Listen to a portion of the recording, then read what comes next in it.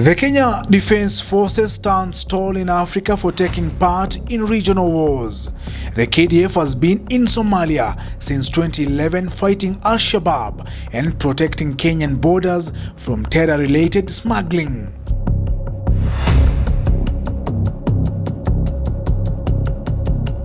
Kenya sits at the very top in the sub-Saharan Africa.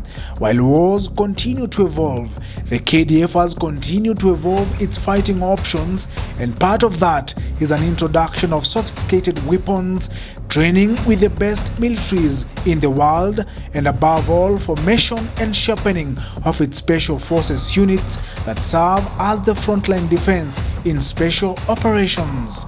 Kenya Army carries a big chunk of the KDF Special Forces under the Army Special Operation Brigade. This is the Brief Channel, and on this video, we exclusively cover the KDF Special Forces units training with the US military.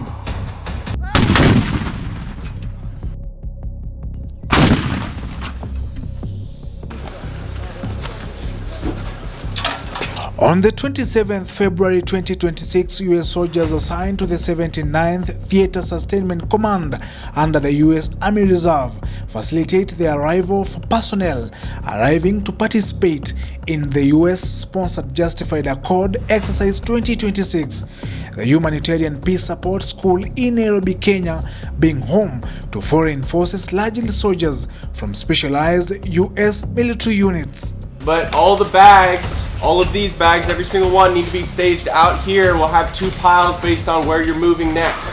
In one of Africa's largest military exercises led by the US Army Southern European Task Force Africa, a total of 15 countries were ready to take part: Djibouti, Kenya, and Tanzania hosting the military exercises.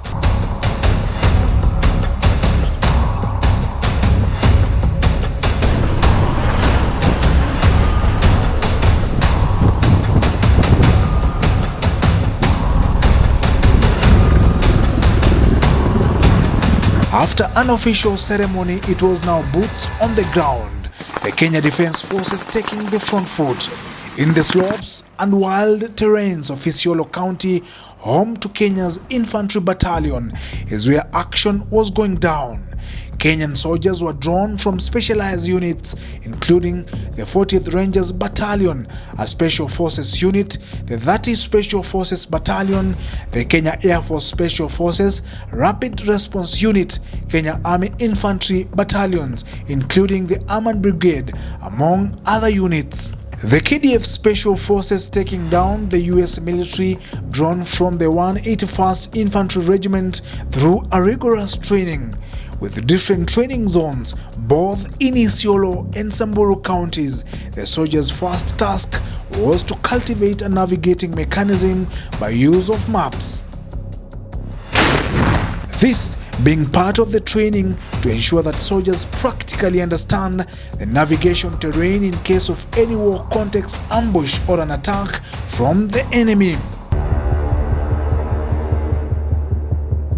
After getting the maps and navigations, the soldiers' biggest task was now effective communication, and here is where the war task begins. Soldiers drawn from the KDF Signal Battalion, a special operation unit of the KDF, had to erect a joint forward observer field helped by the US counterparts.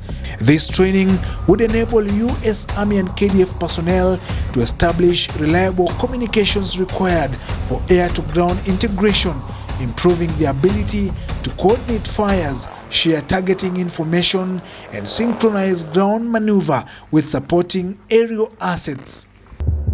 Once the communication control setup was set, as usual for any military operations, soldiers receive a briefing and operation plot before getting boots on the ground.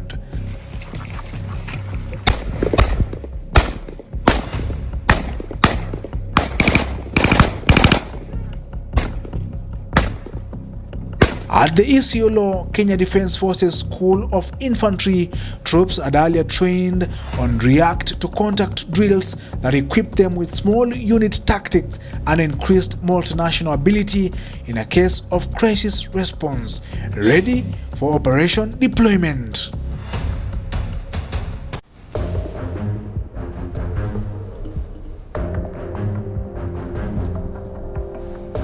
From there, the soldiers descended on the eastern part of Samburu County, a terrain in Laresoro that allowed for drill on actual combat zone in a scene where forces often get ambushes from enemies. The KDF 40th Ranger Battalion ironed part of its drills against a more experienced US military side drawn from various units of the Massachusetts National Guard.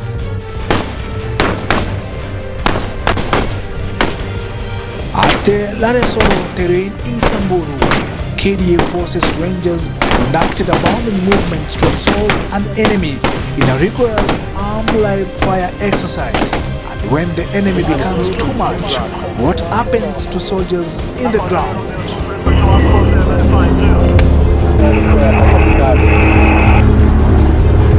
A quick coordinated communication from the observer field calls in for support.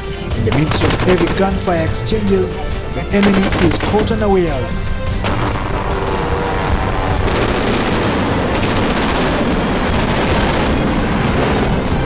A Kenya Army MD-530F fighter helicopter provides close air support firing at the enemy lines while giving the ground troops reinforced fire to assault the enemy completely. As soon as the troops on ground accomplish their mission, an exfil aircraft carrier is on standby to get the troops out of the operation and combat zone to a safer location.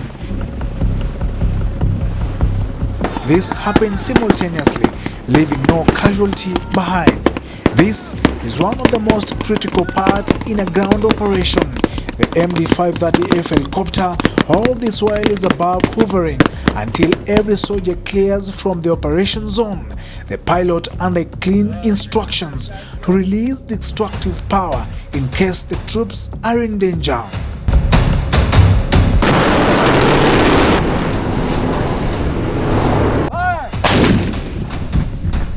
This is a KDF M11-9A2 Howitz, a versatile indirect fire artillery weapon with a short barrel firing shells at high trajectories to strike targets behind cover. It is used in front operation bases FOBs as set of defense weapon if the enemy attacks in phases. In this training, the troops reinforce the attack with artillery while showing how effective it is to counter the enemy. Fire! Stand by! Fire!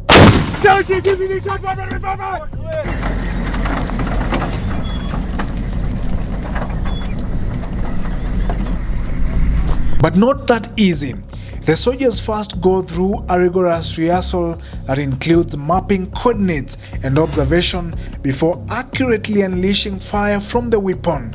And when all that is done, the M11-9A2 Howitz is up and firing. Special instructions. Loaded. 3207 the rear. Stand by. Fire!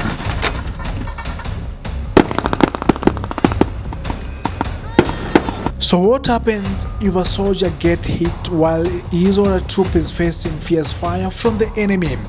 Part of the training is for the troops to exchange notes on counter-operation measures and soldier evacuations. Kenya Defense Forces Rangers assigned to the 40th Ranger Battalion had the most lethal ground combat soldiers trained to counter the enemy front lines by clearing the enemy and taking control. They are specialists in combat, and in this drill, they trained on urban operations and tactics alongside the US 181st Infantry Regiment of the Massachusetts Army National Guard. Part of the military training was marksmanships, where the soldiers carry some of the best sharpshooters in the KDF. A test of shooting capabilities and rating of the different KDF guns, including the FNS car, M16 and M4 rifles, and the AK-47, among other assault rifles in use.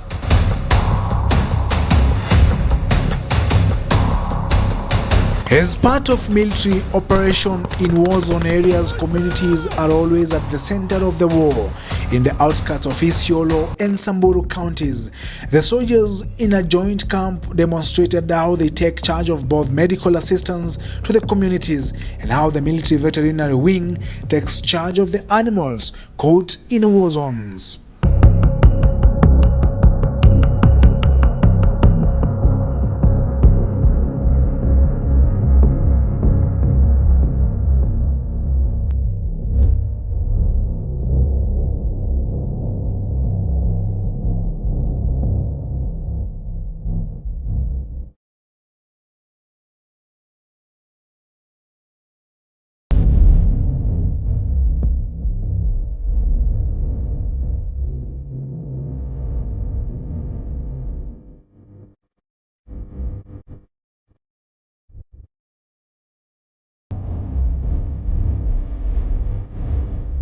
The Justified Accord 2026 exercises sought to equip participating militaries with advanced warfare techniques as part of a broader US agenda to have an elite military in partner countries within Africa.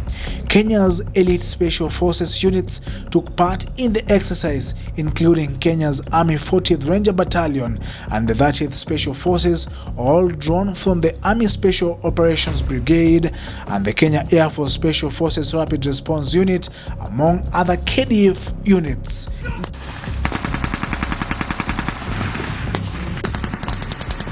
Did you like this video?